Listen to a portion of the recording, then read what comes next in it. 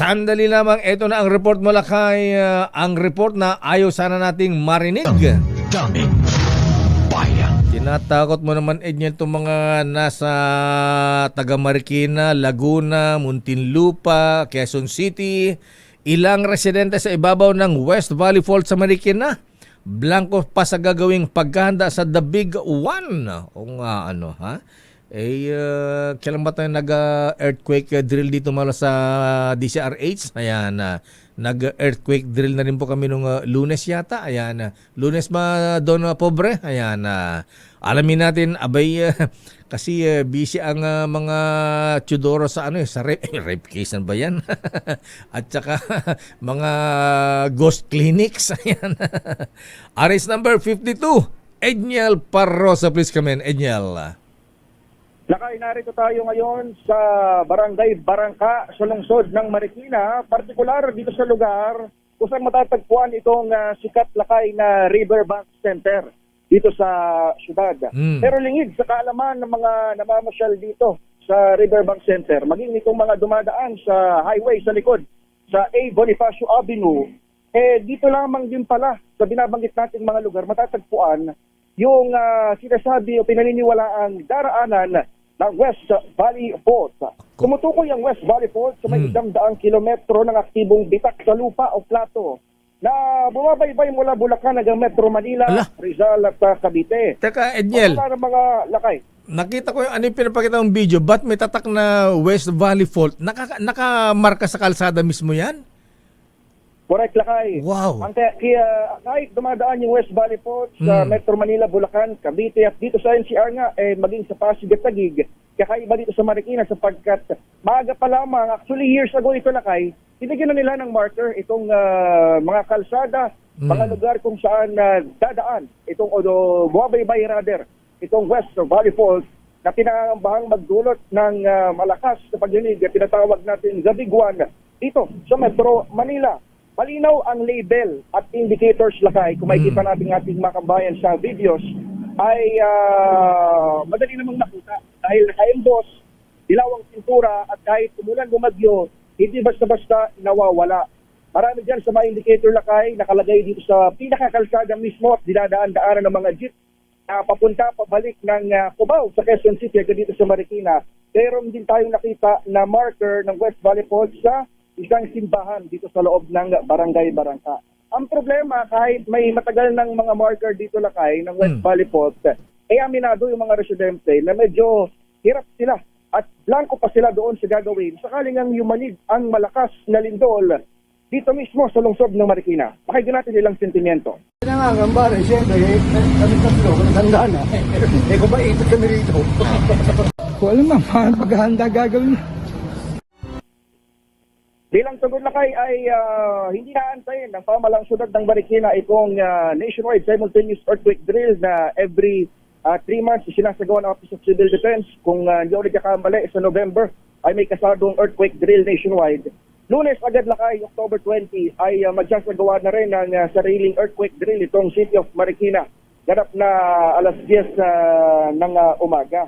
Itong earthquake drill ay iba, again, doon sa ino-organize ng Office of Civil Defense at malalaman natin kung anong magiging mga aksyon ng pamalang syudad sapagkat alam naman natin na, lakay, itong Marikina maliban doon sa, kasama ito doon sa daraanan ng West Valley Fault, aktibo rin nagbabantay doon sa level ng ilog kapag may mga bagyo. Kaya meron silang mga designated na mga evacuation center sakali mang tumama nga dito yung The Big One. Itong kasadong earthquake drill sa araw ng Lunes na pangungunahan ng pamalaang lungsod ay dapat puntahan siyempre at dapat salihan ng ating mga bayan, lalo pat kung kagaya natin ngayon sa DZRH na medyo nag-initiate at magtanong-tanong sa mga residente, talagang malalaman natin, alaman nyo na talagang lahat tayo ay hindi pa rin alam kung ano ang gagawin sakali man tumama Edniel, malakas sa sakuna ito. Ayan, parang ang kulang yata natin ngayon ay wala yung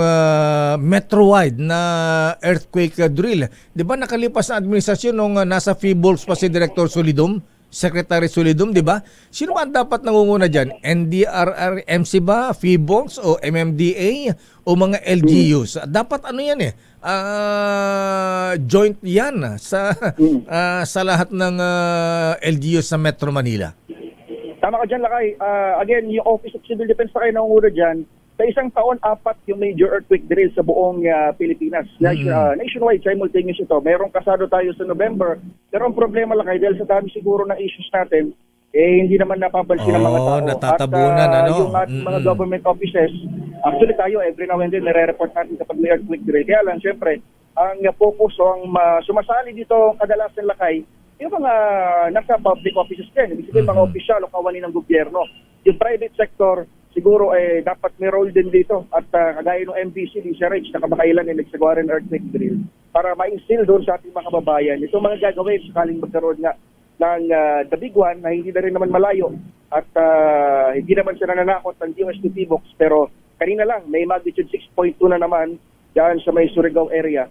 At aktibo pa rin itong West Valley Fault na isa nga o ilan doon sa bahagi ay nandito sa ating tinatapakan ngayon sa Barangay Barangay Edniel, sa Marikina. yung bang tinatapakan mong marka ng ano nakalagay, i-focus mo nga?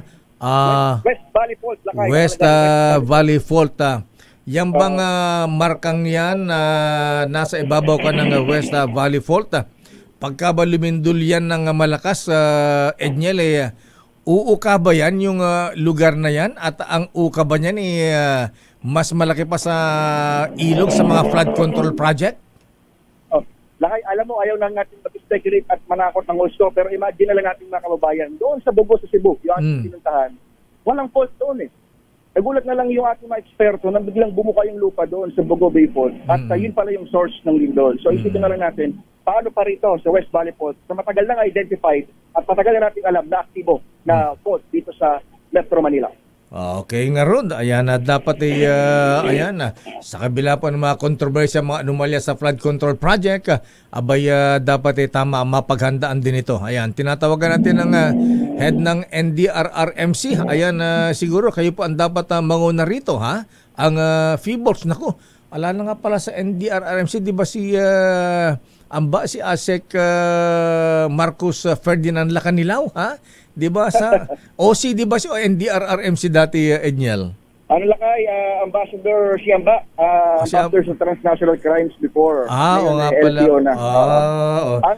Ang previous Lakay na OCD si Yusek Ariel Nepomuceno. Ayun, Ariel Nepomuceno pala, nawala sa isip ko nga pa, napunta ng customs Okay nga Rod, siguro dapat matutukan yan. Mr. President, Apo Lucas, ay siguro Apo Gibo, ayan, Defense Secretary, ha? Ayan, Secretary Vince, ayan, huwag lang i-delegate mo ibang trabaho mo dito sa naman, preparation sa paghahanda sa the big one. Ayan, alam kong masakit ang ulo mo dahil itong mga expose o sinasabi ni Congressman Leandro Leviste na special mention pa ang Undersecretary Ari Perez. Okay nga Rod, maraming salamat, Edniel. Live mula rito sa lungsod ng Marikina, na pa rin si Kuyang Ariel Alejandro. Ako si Edniel Parrosa, nag-uulat para sa DZRH.